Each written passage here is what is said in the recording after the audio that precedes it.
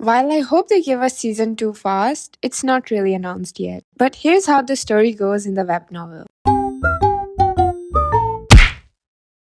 I did read the novel. It was great. However, I was a little confused because there are a lot of changes in the storyline, but it kind of all makes sense after watching the last episode. If you don't know, this anime has a web novel, and as I heard, the first 2 volumes are translated officially and others are translated completely by its sweet fans. So let me just casually give you some spoilers as to what happened next. Season 1 ended pretty nicely. There weren't many loose ends. Alicia got to choose between her dream and her love, and she got both her professional and her love life together. But as we saw, they parted ways. And I do love Duke for being the way he is, but he should have given her a heads up. Though I think he knew that she would figure everything out herself because she's smart like that. But still, I was also thinking, did he return the necklace? I didn't remember anything like that being mentioned in the novel, so they probably wrote it in the anime later. But the question is, did he give it back to her in the carriage cage? I don't know, but I hope he did. And what's up with her band-aid eyes? You might think she's blindfolded so she can't see where she's going. Or maybe your brain created a darker thought with maybe they took her other eye too. Well, it's nothing like that. We know that she's being exiled to this other kingdom that is kind of a rival to her kingdom. So while being there, she planned to serve the king and observe as much as she can. I know it sounds funny because she's blindfolded, but in her defense, she could still see faintly through the cloth. And only did that because she was worried the people would recognize her and understand the fact that she was from a noble family because of her golden eye. This is also why she even pretended to be a boy as she crossed the border. After getting there, she met some other criminals, 2 of them being a married couple. They showed great pity for her, mostly because she looked like a very small boy with no muscle whatsoever. And after a while, they asked her the reason for which she was being exiled from her kingdom. And she said that she had killed someone. It's not really a part of the story, but I have noticed that this is the 2nd or 3rd time in the web novel that she confessed to being a murderer. While in the anime, she didn't say anything like that. For example, when Duke asked what happened to her eye in the novel while he was faking his amnesia, and she said that it was a punishment for killing someone. I mean, there are many changes in the novel and the anime, however, I will talk about them later. For now, let's get back to the story. Soon after meeting others, Alicia was led into an arena where the people were supposed to fight a lion. And even if she is a villainess, she couldn't let others become lion food, so she volunteered to fight it herself. Well, it was also because she wanted the king to notice her strength and keep her as his guard.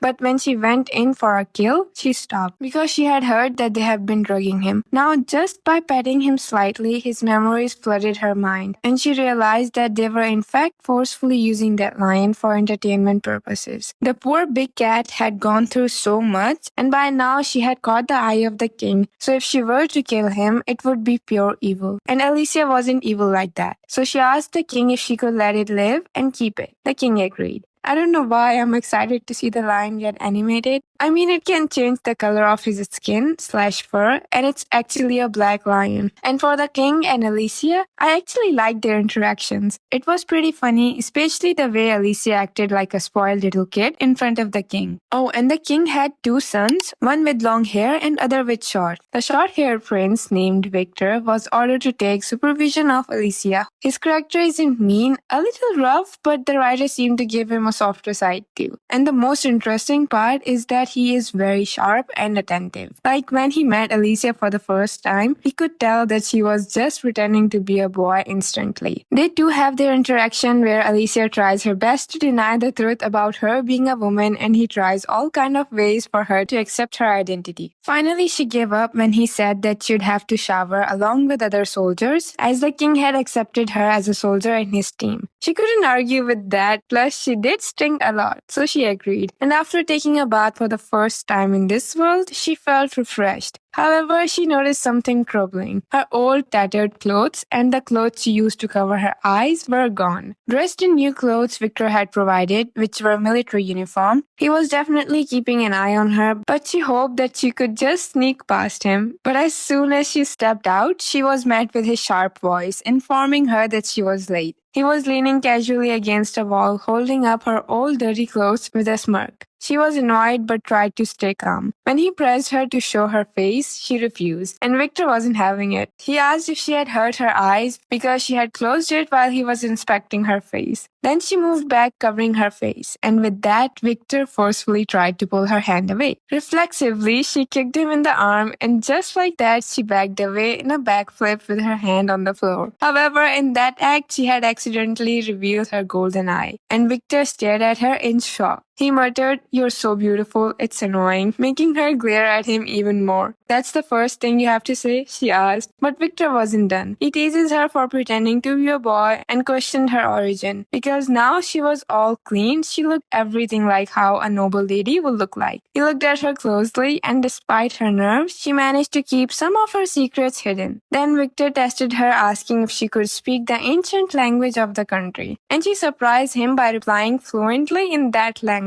His reaction was pure disbelief because even that chief of the staff couldn't speak it. But it was Alicia the genius, so of course she could speak it. Okay, so the good thing was that he wasn't going to tell anyone about her secret. However, he did told her to work for him. His basic plan was that she would train as a soldier, steady, and even act as his personal escort during the journeys. Honestly, it was a dream opportunity for Alicia as she could learn so much about the royal family that way. But she knew there would be challenges, including the possibility of bullying from other soldiers. At some point, their conversation shifted to the lion that she had healed with magic. And when she said she had named it Ray, Victor burst out laughing. I honestly didn't get the joke, probably because it was in Japanese, but Victor seemed to be enjoying himself. However, Alicia was fuming, but she kept her composure, determined not to let him win. Now, as I read this scene, I'm reminded of what Duke had said a few chapters back, when Jill asked him if he had missed Alicia. He obviously missed her, while Jill was mad about why he even let someone like her go. He said, "You're a fool, you know? I can't believe you let that pretty butterfly fly away." Duke just chuckled softly in response. Jill had seen this side of him only a handful of times, a side that revealed just how deeply Duke felt about Alicia. I'm sure it must have been agony for him to just send her away, especially since Alicia herself had been strangely excited about the whole arrangement by the end. Maybe one day people would call Duke the crazy prince for deporting the woman he loved. It sounded insane, but honestly, the situation had left him with no better choice. Alicia was the only one capable of handling this mission. But as I said, he could have given her a heads up.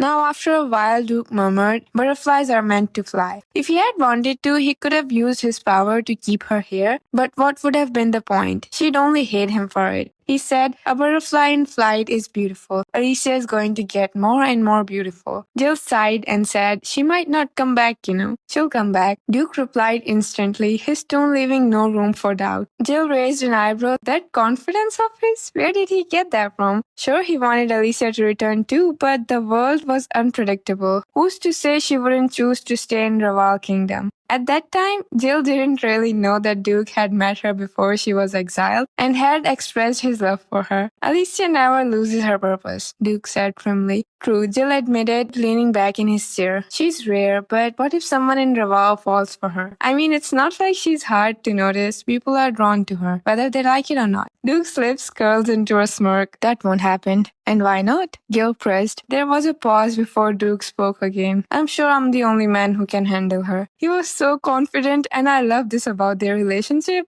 But it looks like Victor and Duke are going to be rivals or something. Might just be me, but Victor and Alicia doesn't seem like a bad duo. I mean, in just one meeting, Victor understands so much about her, even how her mind works. Like he specifically told her to stay away from the tallest tower of the palace, knowing it would tempt her to go there. And later she did go there to investigate. Now, I haven't read all the available chapters, and there are like 400 plus chapters that are translated, so I have a long way to go. But if you have read ahead of me, do give me a little spoiler as to what happened to Victor, if he is a genuine person, and most important thing, if he and Alicia have any chance in the future. It's fine if they don't. I like her with Duke too, more specifically the Duke written in the anime. And if you don't mind my honesty, for me, there were some scenes where I liked the anime more than the novel.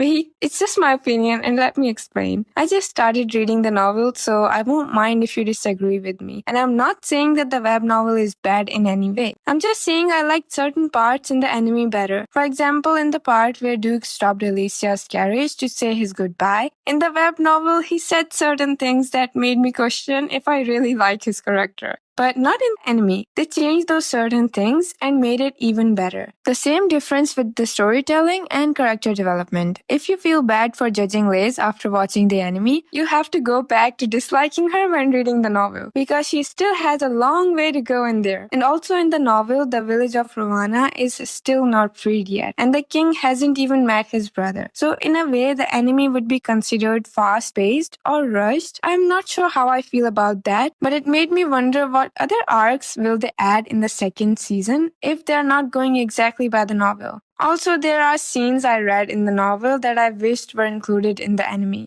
Anyways, you tell me what you think about the anime. Do you think it was rushed, or did you like it better that way? The last point that I'd like to add is the whole idea of Alicia being a villainess. There are countless times where I and Jill went like, that's not very villainous-like. I mean, she wanted to become a villain, but at the same time, she doesn't want to do the wrong things. The evil villain type things. Then I wonder if she has a different definition of villain and villainess in her mind.